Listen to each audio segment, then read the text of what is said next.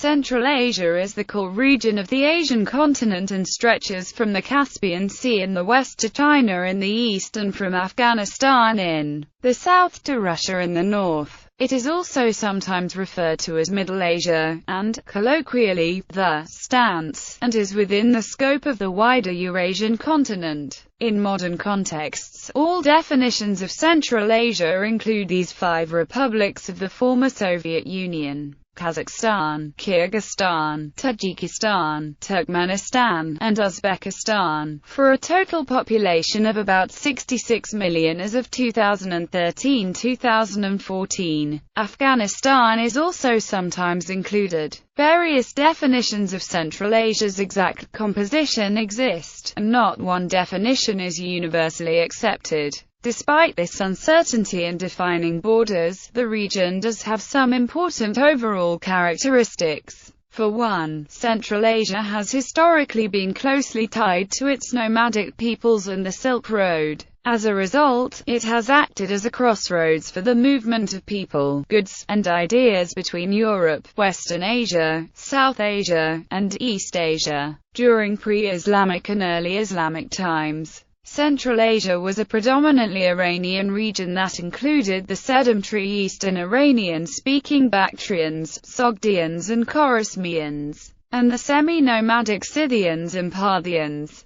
The ancient sedentary population played an important role in the history of Central Asia. After expansion by Turkic peoples, Central Asia also became the homeland for many Turkic peoples, including the Kazakhs, Uzbeks, Turkmen, Kyrgyz, Uyghurs and other extinct Turkic nations. Central Asia is sometimes referred to as Turkestan. Since the earliest of times, Central Asia has been a crossroads between different civilizations. The Silk Road connected Muslim lands with the people of Europe, India, and China. This crossroads position has intensified the conflict between what Andrew Phillips and Paul James call continuing formations of tribalism in traditionalism and intensifying processes of modernization. They argue that in Central Asia the collision of modernity and tradition led all but the most deracinated of the intellectuals, clerics, to seek salvation in reconstituted variants of traditional identities rather than succumb to the modern European idea of nationalism. The inability of the elites to form a united front, as demonstrated in the numerous declarations of autonomy by different authorities during the Russian Civil War, paved the way for the Soviet reconquest of Central Asia in the early 1920s. From the mid-19th century, up to the end of the 20th century, most of Central Asia was part of the Russian Empire and later the Soviet Union, both being Slavic majority countries. As of 2011, the five stands are still home to about 7 million Russians and 500,000 Ukrainians. Definitions. The idea of Central Asia as a distinct region of the world was introduced in 1843 by the geographer Alexander von Humboldt. The borders of Central Asia are subject to multiple definitions. Historically built political geography and geoculture are two significant parameters widely used in the scholarly literature about the definitions of the Central Asia. The most limited definition was the official one of the Soviet Union, which defined Middle Asia as consisting solely of Uzbekistan, Turkmenistan, Tajikistan and Kyrgyzstan. This definition was also often used outside the USSR during this period. However, the Russian culture has two distinct terms, and,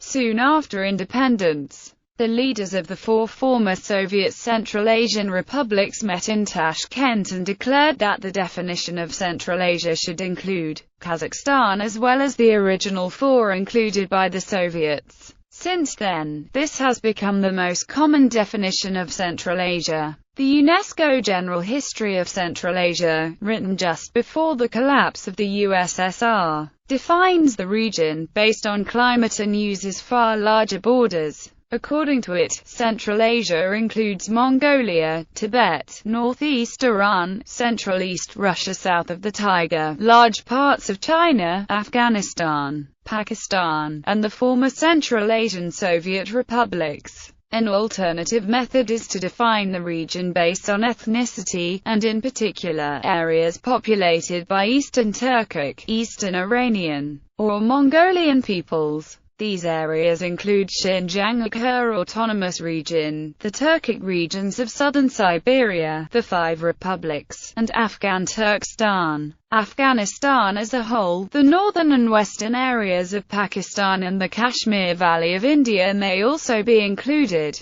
The Tibetans and Ladakhi are also included. Insofar, most of the mentioned peoples are considered the indigenous peoples of the vast region. There are several places that claim to be the geographic center of Asia, for example Kyzyl, the capital of Tuva in the Russian Federation, and a village 200 miles north of Urumqi, the capital of the Xinjiang region of China. Geography. Central Asia is an extremely large region of arid geography, including high passes and mountains, vast deserts, and especially treeless, grassy steppes. The vast steppe areas of Central Asia are considered together with the steppes of Eastern Europe as a homogeneous geographical zone known as the Eurasian steppe. Much of the land of Central Asia is too dry or too rugged for farming. The Gobi Desert extends from the foot of the Pamirs, 77 degrees east, to the Great Khingan Mountains, 116 degrees to 118 degrees east. Central Asia has the following geographic extremes. The world's northernmost desert, at Borag Dalayan Els, Mongolia, 50 degrees 18 N. The Northern Hemisphere's southernmost permafrost, at Erdenet-Sotsum, Mongolia, 46 degrees 17 N. The world's shortest distance between non-frozen desert and permafrost,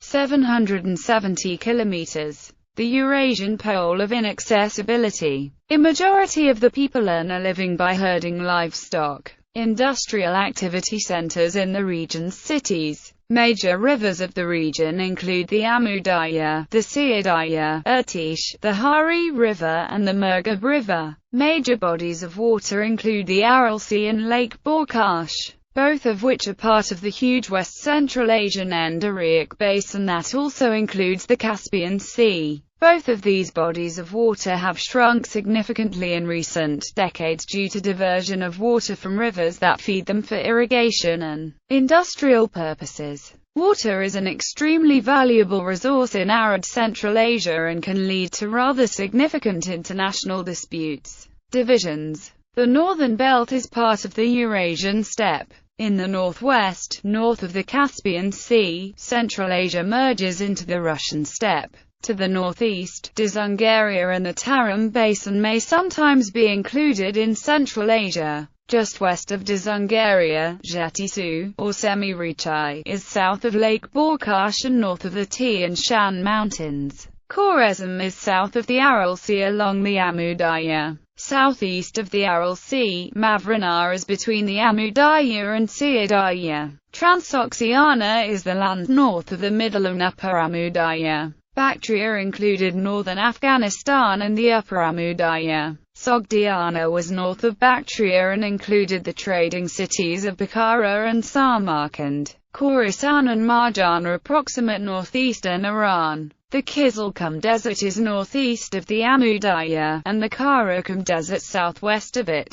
Climate. Because Central Asia is not buffered by a large body of water, temperature fluctuations are more severe. In most of the places the climate is moderate. According to the WWF Ecozones system, Central Asia is part of the Palearctic ecozone. The largest biomes in Central Asia are the temperate grasslands, savannas, and shrubland biome. Central Asia also contains the montane grasslands and shrublands, deserts and xeric shrublands as well as temperate coniferous forests biomes. History. Although, during the Golden Age of Orientalism the place of Central Asia in the world history was marginalized, contemporary historiography has rediscovered the centrality of the Central Asia. The history of Central Asia is defined by the area's climate and geography. The aridness of the region made agriculture difficult, and its distance from the sea cut it off from much trade.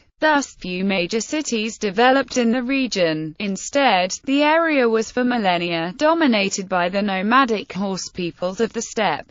Relations between the steppe nomads and the settled people in and around Central Asia were long marked by conflict. The nomadic lifestyle was well suited to warfare, and the steppe horse riders became some of the most militarily potent people in the world, limited only by their lack of internal unity. Any internal unity that was achieved was most probably due to the influence of the Silk Road, which traveled along Central Asia. Periodically, great leaders or changing conditions would organize several tribes into one force and create an almost unstoppable power. These included the Hun invasion of Europe, the Wuhu attacks on China, and most notably the Mongol conquest of much of Eurasia. During pre-Islamic and early Islamic times, southern Central Asia was inhabited predominantly by speakers of Iranian languages. Among the ancient sedentary Iranian peoples, the Sogdians and Khorasmians played an important role, while Iranian peoples such as Scythians and the later on Alans lived a nomadic or semi-nomadic lifestyle. The well-preserved Tarim mummies with Caucasoid features have been found in the Tarim Basin.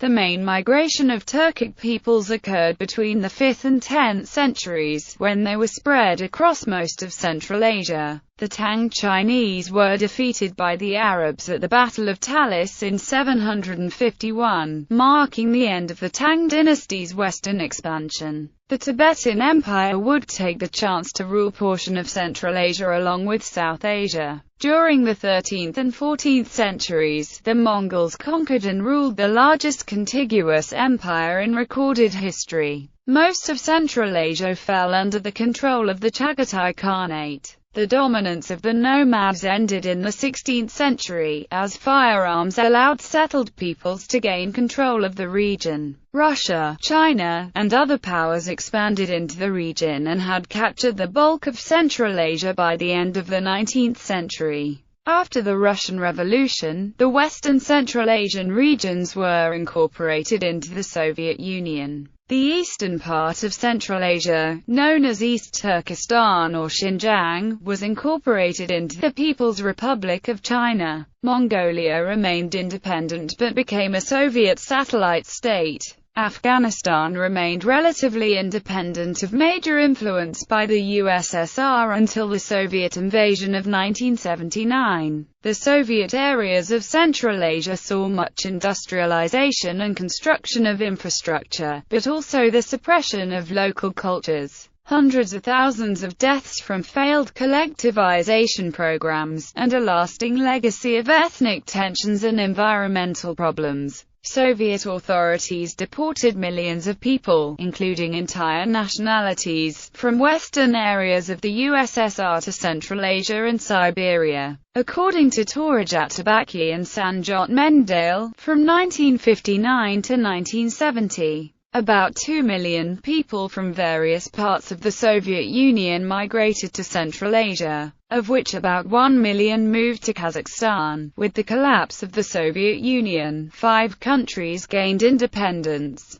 In nearly all the new states, former Communist Party officials retained power as local strongmen. None of the new republics could be considered functional democracies in the early days of independence, although in recent years Kyrgyzstan, Kazakhstan and Mongolia have made further progress towards more open societies, unlike Uzbekistan, Tajikistan, and Turkmenistan, which have maintained many Soviet-style repressive tactics. Culture. Religions. Islam is the religion most common in the Central Asian republics, Afghanistan, Xinjiang and the peripheral western regions, such as Bashkortostan. Most Central Asian Muslims are Sunni, although there are sizable Shia minorities in Afghanistan and Tajikistan. Buddhism and Zoroastrianism were the major faiths in Central Asia prior to the arrival of Islam. Zoroastrian influence is still felt today in such celebrations as Nowruz, held in all 5 of the Central Asian states. Buddhism was a prominent religion in Central Asia prior to the arrival of Islam, and the transmission of Buddhism along the Silk Road eventually brought the religion to China. Amongst the Turkic peoples, Tengrianism was the popular religion before arrival of Islam. Tibetan Buddhism is most common in Tibet, Mongolia, Ladakh and the southern Russian regions of Siberia. The form of Christianity most practiced in the region in previous centuries was Nestorianism, but now the largest denomination is the Russian Orthodox Church, with many members in Kazakhstan. The Bukharan Jews were once a sizable community in Uzbekistan and Tajikistan, but nearly all have emigrated since the dissolution of the Soviet Union. In Siberia, shamanism is practiced, including forms of divination, such as kumalak. Arts at the crossroads of Asia, shamanistic practices live alongside Buddhism. Thus, Yama, Lord of Death, was revered in Tibet as a spiritual guardian and judge. Mongolian Buddhism, in particular, was influenced by Tibetan Buddhism. The Qianlong Emperor of Qing China in the 18th century was Tibetan Buddhist and would sometimes travel from Beijing to other cities for personal religious worship. Central Asia also has an indigenous form of improvisational oral poetry that is over 1,000 years old. It is principally practiced in Kyrgyzstan and Kazakhstan by Akins, lyrical improvisationists. They engage in lyrical battles, the Itishor the Alamsabak. The tradition arose out of early Badic oral historians. They are usually accompanied by a stringed instrument, in Kyrgyzstan, a three-stringed kamuz, and in Kazakhstan, a similar two-stringed instrument, the dombra. Photography in Central Asia began to develop after 1882, when a Russian Mennonite photographer named Wilhelm Penner moved to the Khanate of Khiva during the Mennonite migration to Central Asia led by Class EPP Jr. Upon his arrival to Khanate of Khiva, Penner shared his photography skills with a local student Kudabergen Divanov, who later became the founder of Uzbek photography. Some also learned to sing the Manis, Kyrgyzstan's epic poem. During Soviet rule, Akin performance was co-opted by the authorities and subsequently declined in popularity. With the fall of the Soviet Union, it has enjoyed a resurgence, although Akins still do use their art to campaign for political candidates. A 2005 The Washington Post article proposed a similarity between the improvisational art of Akins and modern freestyle rap performed in the West. As a consequence of Russian colonization, European fine arts, painting, sculpture and graphics, have developed in Central Asia. The first years of the Soviet regime saw the appearance of modernism, which took inspiration from the Russian avant-garde movement. Until the 1980s, Central Asian arts had developed along with general tendencies of Soviet arts. In the 90s, arts of the region underwent some significant changes. Institutionally speaking, some fields of arts were regulated by the birth of the art market, some stayed as representatives of official views, while many were sponsored by international organizations. The years of 1990 to 2000 were times for the establishment of contemporary arts. In the region, many important international exhibitions are taking place. Central Asian art is represented in European and American museums, and the Central Asian Pavilion at the Venice Biennale has been organized since 2005. Territory and region data. Nations sometimes included demographics. By a broad definition including Mongolia and Afghanistan, more than 90 million people live in Central Asia, about 2% of Asia's total population. Of the regions of Asia, only North Asia has fewer people. It has a population density of 9 people per square kilometer, vastly less than the 80.5 people per square kilometer of the continent as a whole. Languages. Russian, as well as being spoken by around 6 million ethnic Russians and Ukrainians of Central Asia, is the de facto lingua franca throughout the former Soviet Central Asian republics. Mandarin Chinese has an equally dominant presence in Inner Mongolia, Qinghai and Xinjiang. The languages of the majority of the inhabitants of the former Soviet Central Asian republics come from the Turkic language group. Turkmen is mainly spoken in Turkmenistan, and is a minority language in Afghanistan, Russia, Iran and Turkey. Kazakh and Kyrgyz are related languages of the Kifchak group of Turkic languages and are spoken throughout Kazakhstan, Kyrgyzstan, and as a minority language in Tajikistan, Afghanistan and Xinjiang. Uzbek and Uyghur are spoken in Uzbekistan, Tajikistan, Kyrgyzstan, Afghanistan and Xinjiang. The Turkic languages may belong to a larger, but controversial, Altaic language family, which includes Mongolian. Mongolian is spoken throughout Mongolia and into Buryatia, Karmik, Tuva, Inner Mongolia, and Xinjiang. Middle Iranian languages were once spoken throughout Central Asia, such as the once prominent Sogdian, Khwarezmian, Bactrian and Scythian, which are now extinct and belong to the Eastern Iranian family.